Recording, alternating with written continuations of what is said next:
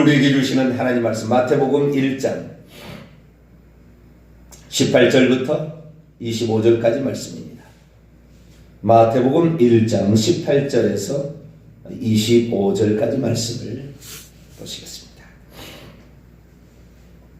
마태복음 1장 18절에서 25절까지 말씀을 한 절씩 교독하시도록 하겠습니다. 예수 그리스도의 나심은 이러하니라.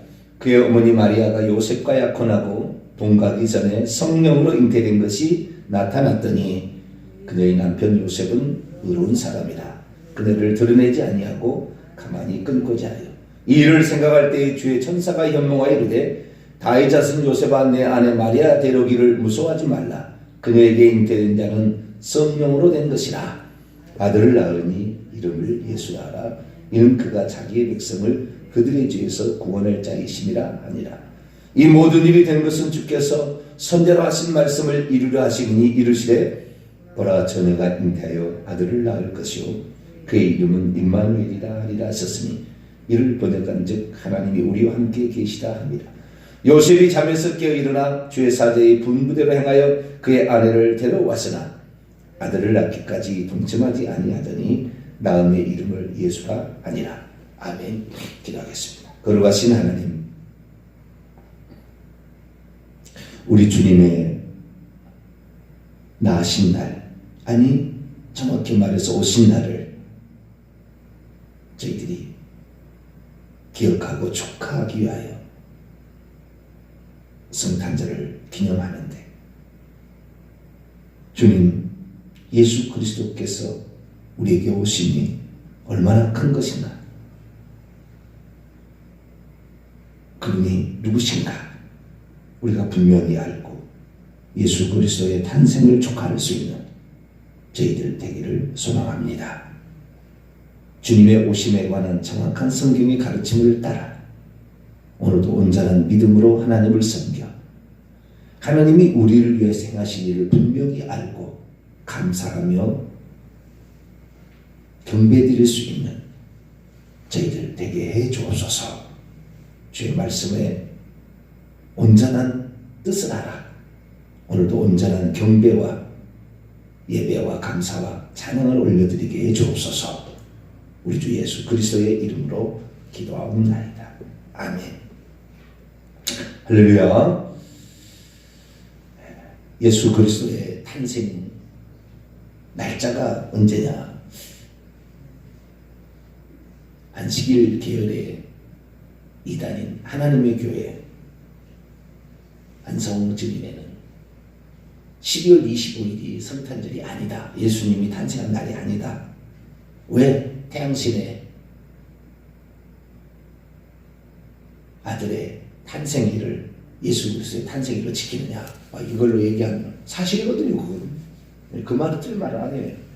그런데 그런 것으로 사람들을 홀려서 결국에 진리를 훼손하는 일들을 그들이 하고 안성우리를 하나님으로 섬기라는 이런 엉뚱한 이야기로 끌고 가는데요. 날짜가 언제 됐든 간에 초대교회는 1월 16일 날 이렇게 성탄절을 지키기도 했고 저는 잘 몰랐답니다. 그런데 나중에 이제 이것이 12월 25일 서방기독교, 동방기독교 말고 서방기독교에서 정한 날이 동방기독교는 1월 16일 날 주연절 날 이렇게 지켰는데 서방기독교에서 성탄절을 12월 25일로 지킨 것이 호차가 돼서 오늘 왔습니다. 날짜가 중요한 것이 아니라 그분의 탄생과 오심이 중요한 거다. 우리는 그렇게 분명히 알고 가야 되겠습니다. 예수 그리스도께서 이 땅에 오셨다. 탄생했다. 우리는 두 가지를 다 알아야 합니다. 말씀이 육신이 되어 우리 가운데 거하셨다. 장막을 치심에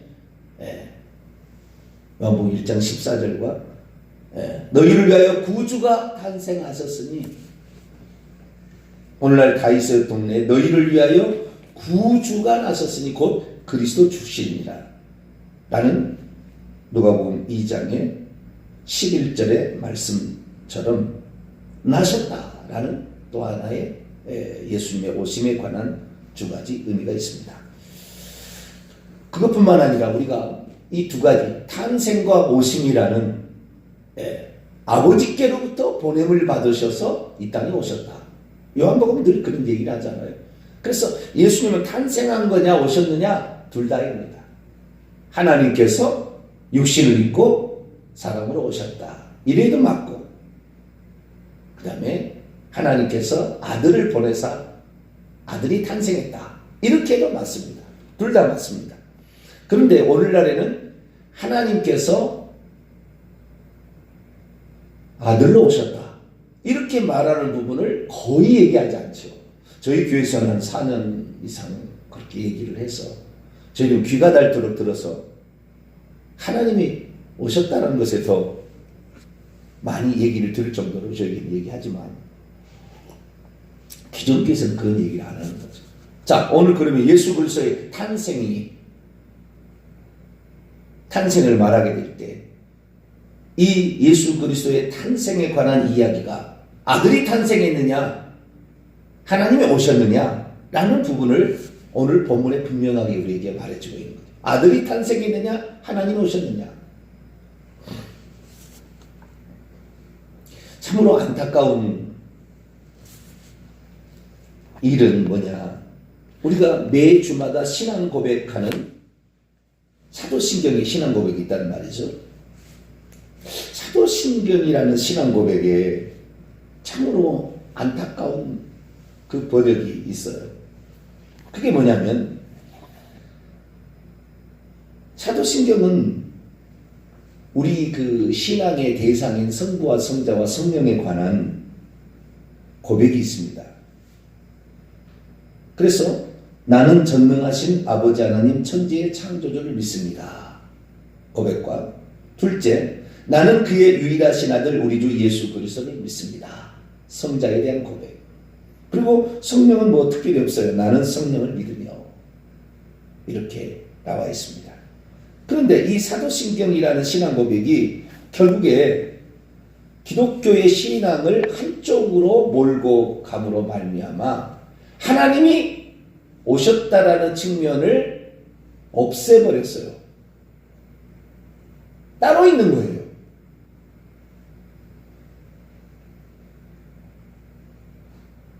그래서 하나님을 세 분으로 몰고 가는, 하나님을 세 분이라고 몰고 가는 위험성을 매우 내포한 신앙 고백이라는 거죠.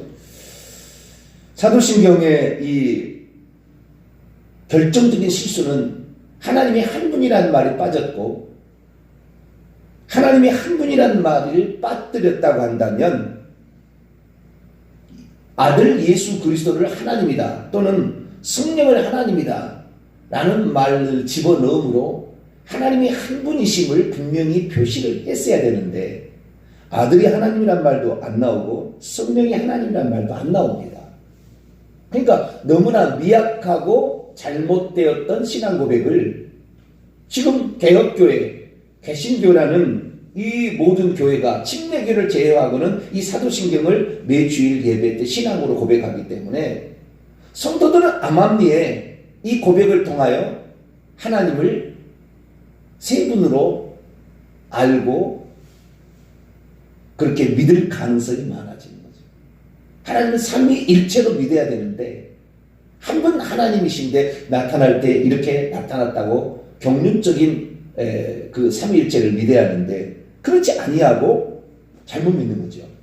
특별히 결정적인 것은 뭐냐면 이번에 그 사도신경으로 신앙 고백을 그 사도신경으로 바꾸면서 결정적인 게 뭐냐, 하늘에 오르시어 전능하신 아버지 하나님 우편에 앉아 계시다가, 예전에는 하늘에 오르사 전능하신 하나님 우편에 앉아 계시다 이렇게 했거든요. 전능하신 하나님 우편에 앉아 계시다라고 이 말에 우편에 앉아 계신다는 말만 상징입니다. 나머지는 전부 실제고요. 팩트와 상징, 심벌과 팩트가 있는데 이 심벌은 하나님 우편에 앉아 계신다는 말은 상징입니다. 그런데 이번에 하나님을 세 분으로 보고 있다라는 신학자들이 보고 있다는 결정적인 단서를 여기다 집어넣어 버렸어요. 뭐라고 했냐면 아버지 하나님 우편에 앉아 계시다라고 얘기를 한 거예요. 성경에 단 한 번도 아버지 우편을 얘기한 적이 없고 아버지 하나님 우편을 얘기한 적이 없어요. 성경의 모든 성경은 하나님 우편에 앉아 계시든지 아니면 하나님 보좌 우편에 앉아 계셨다 이렇게 나옵니다. 상징적인 표현입니다만은 단 한 번도 아버지 하나님 우편에 앉아 계셔서 아들 하나님이 그의 좌편에 있을 것처럼 아버지 하나님은 우편에 계시고 아들 하나님은 좌편의 보좌에 앉아 있는 것처럼 표현을 해봐요. 왜? 하나님 세 분으로 생각하니까 천국에도 하나님 가운데 계시고 왼쪽편에 뭐 아들이 있고 아니 왼쪽편이 아니라 성령이 왼쪽편에 있고 이 아버지 우편에 예수님의 보좌가 있는 것처럼 이렇게 생각하는 성경에는 아버지 그러니까 하나님의 보좌 우편에 보좌가 있다는 말이 없습니다. 성경에 하나님의 보좌 우편에 또 보좌가 있다는 말이 없어요. 우편만 오른쪽 또는 오른손이라고도 표현이 됩니다. 둘 다 표현이 가능해요. 오른쪽, 오른편, 오른손이라고도 표현이 되는 그 번역이 그렇습니다. 그러니까 이것이 지금 새 사도신경으로 넘어오면서 하나님을 세 분으로 보는 것들을 만들어 놔버렸다 이 말이에요. 아버지 하나님 우편이라는 말이 성경에 없어요. 하나님 우편, 하나님 보좌 우편.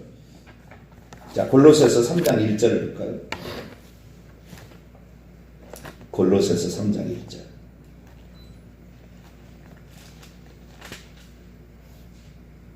읽습니다. 시작. 그러므로 너희가 그리스도와 함께 다시 살리심을 받았으면 위의 것을 찾으라. 거기는 그리스도께서 하나님 우편에 앉아 계시느니라.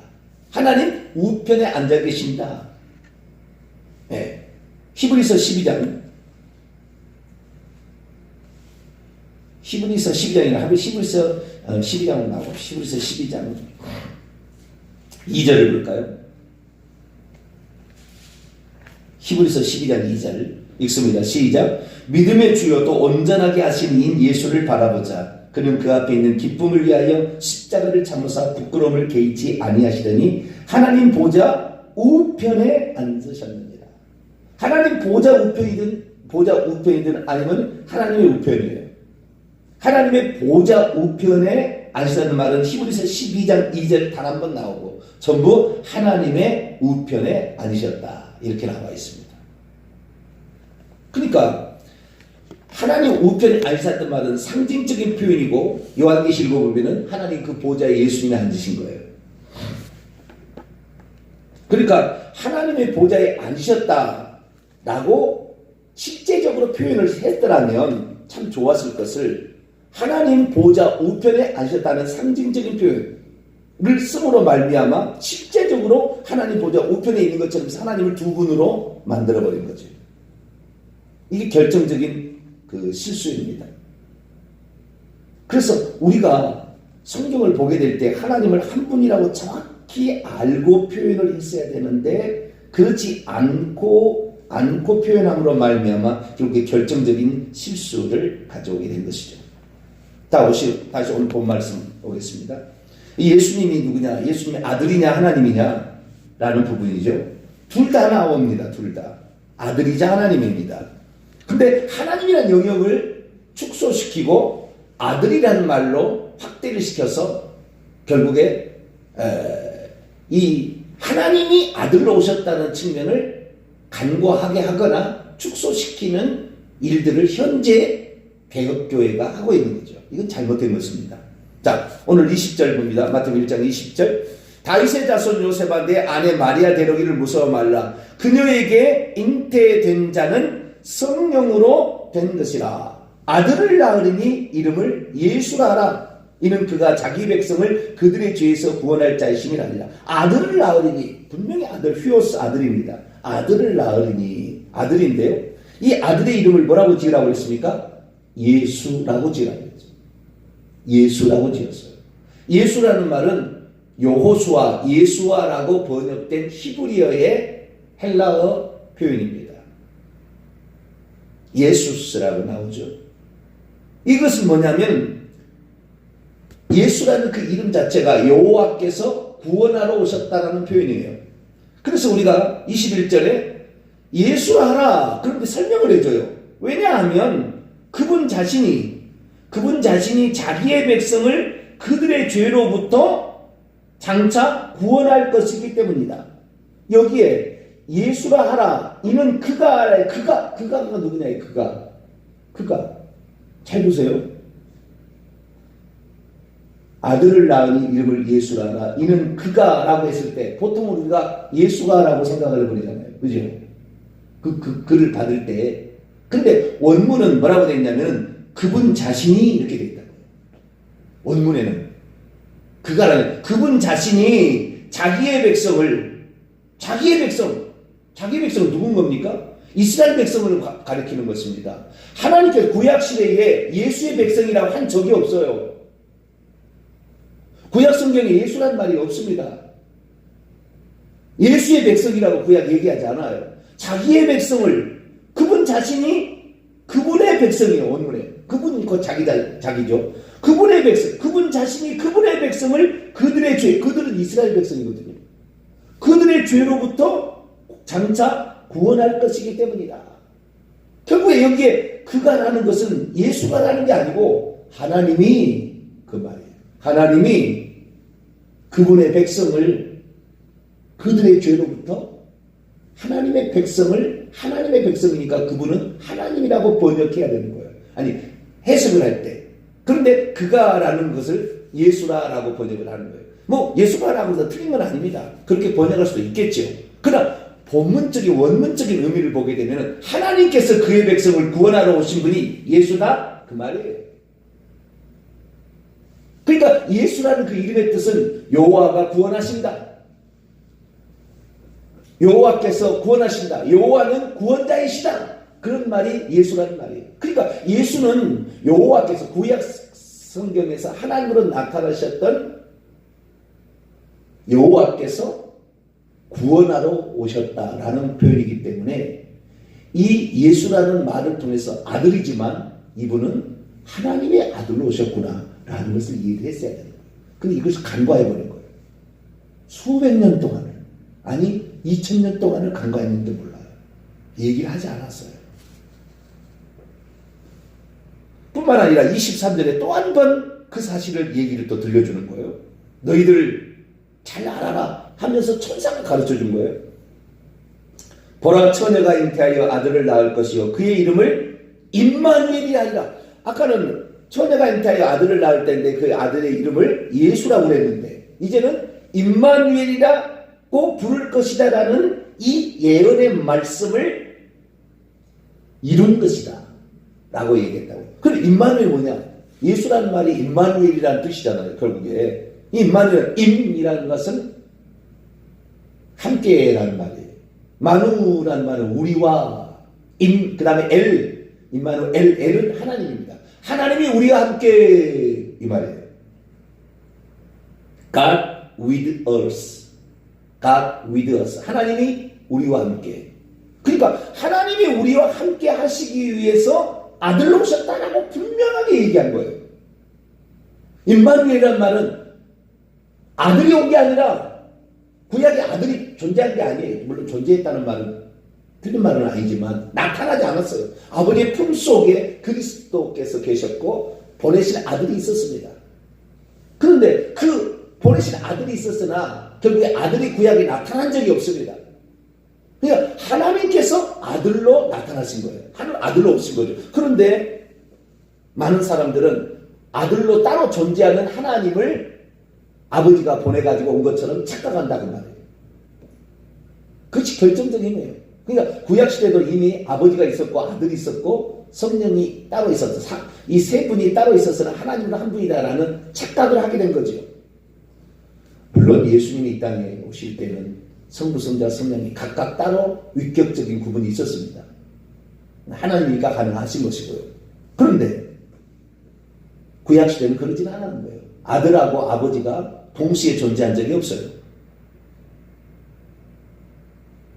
하나님 한 분으로 존재했던 그 하나님이 우리와 함께 하시기 위해서 오신 분이 누구다? 예수 그리스도다. 결국 예수는 하나님이다 그 말이에요. 그런데 오늘날의 설교를 들어보게 되게 되면 하나님이 한 분이다. 또는 예수님이 하나님이라는 측면은 너무 약화가 되고, 그래서 세 분 하나님을 알게 되니까 사도신경도 하나님 아버지 하나님 우편에 앉아있어 이렇게 번역을 하는, 아들 하나님은 우편의 보좌에 앉아있고 가운데 하나님이 앉아있는 것처럼 이렇게 번역까지 해버리는 결정적인 우를 범하게 된다. 이것이 하나님을 한 분으로 생각하지 아니하고 세 분으로 생각하고 있다는 결정적인 단서 이견인 것이 아니겠습니까? 우리가 그렇구나, 하나님이 우리를 위해서 구원하러 오셨구나, 그분이 아들로 오셨구나 라는 사실을 정확히 우리가 알고, 하나님이 이렇게까지 우리를 위해서 엄청난 일을 행하셨는가, 참으로 우리는 송구스럽고 참으로 우리는 그분 앞에 머리 조아릴 수밖에 없다.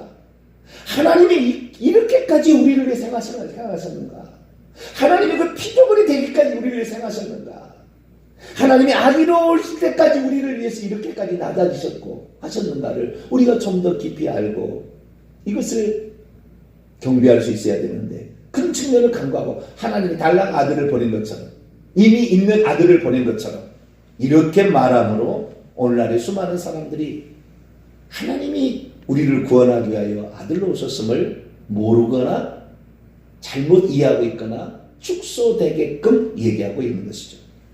자, 성경 하나 구절 읽고 마칩니다. 오늘은 이사야 9장 6절입니다. 그래서 우리는 성경을 통전적으로 봐야 되고 전체적으로 봐야 되는 거죠. 이분이 아들이 누구냐? 아버지가 따로 있고 아들이 따로 있어서 완전히 다르냐? 그게 아니라 한 분이다라는 것을 볼 수 있어야 되는 거죠. 이사야 9장 6절 읽습니다. 시작. 이는 한 아기가 우리에게 낳고 한 아들을 우리에게 주신 바 되었는데 그의 어깨는 정사를 메었고 그의 이름은 기묘자인 모사라, 전능하신 하나님이라, 영존하시는 아버지라, 평강의 왕이라 할 것입니다. 아기자 아들은 기묘자인 모사, 이것이 파라클레토스입니다. 이것이 보혜사입니다. 놀라운 보혜사라. 이 모사라는 말이 파라클레토스예요. 보혜사. 신약성경은 보혜사로 번역된 단어입니다. 기묘자인 놀라운 보혜사. 보혜사다. 전능하신 하나님이라. 영존하시는 아버지라. 이게 보혜사 성령과 영존하시는 아버지와 아들은 하나인 것을 말해주고 있는 거예요. 이 사실을 여호와 증인은 제대로 안 가르쳐 줍니다. 저기 유대인들도 이사야 9장 6절을 슬그머니 넘어가요. 왜? 예수님이 하나님이라고 인정하고 싶지 않으니까. 그래서 우리는 성경이 가르친 바대로 정확히 알고, 예수 그리스도께서 우리를 위하여 아들로 오셨구나 라는 측면을 정확히 알고, 하나님이 우리를 이렇게까지 사랑하셔서 우리를 위해서 모든 하실 수 있는 일을 다 하셨다. 하나님 감사합니다. 우리를 위해서 이렇게 하시다니. 당신만 우리를 위해서 어린 양 되신 그분께 찬양과 존경과 위엄과 흥숭을 드리나이다. 이런 고백이 우리에게 있어지게 되기를 간절히 바랍니다. 거룩하신 하나님, 얼마나 많은 그리스도인들이 하나님 우편에 예수님의 보좌가 있고 그 보좌에 예수님이 앉아있는 것으로 착각하고 있는지 모릅니다. 주여, 한 분 하나님이 예수님이 그 보좌에 앉아 계신다고 요한계시록에 분명히 얘기하고 있는데, 요한계시록을 종말론에 위험하다고 보지 못하게 하고 또 그 부분에 관하여 잘 얘기해 주지 않으므로 오늘날 많은 사람들이 하나님의 아들을 보낸 것으로만 생각하고 있습니다. 그러나 성경은 하나님이 우리와 함께하기 위해서 아들로 오셨고 그 하나님이 우리를 구원하러 오셨다는 말이 예수라는 것을 분명히 얘기해 주니, 예수님은 우리를 구원하러 오신 하나님임을 분명히 믿고 감사하며 찬양드리는 저희들 에게 주옵소서. 우리 주 예수 그리스도의 이름으로 기도하옵나이다. 아멘. 하늘에 계신 우리 아버지, 아버지의 이름을 거룩하게 하시며 아버지의 나라가 오게 하시며 아버지의 뜻이 하늘에서와 같이 땅에서도 이루어지게 하소서. 오늘 우리에게 일용할 양식을 주시고 우리가 우리에게 잘못한 사람을 용서해 준 것 같이 우리 죄를 용서하여 주시고 우리를 시험에 빠지지 않게 하시고 악에서 구하소서. 나라와 권능과 영광이 영원히 아버지의 것입니다. 아멘.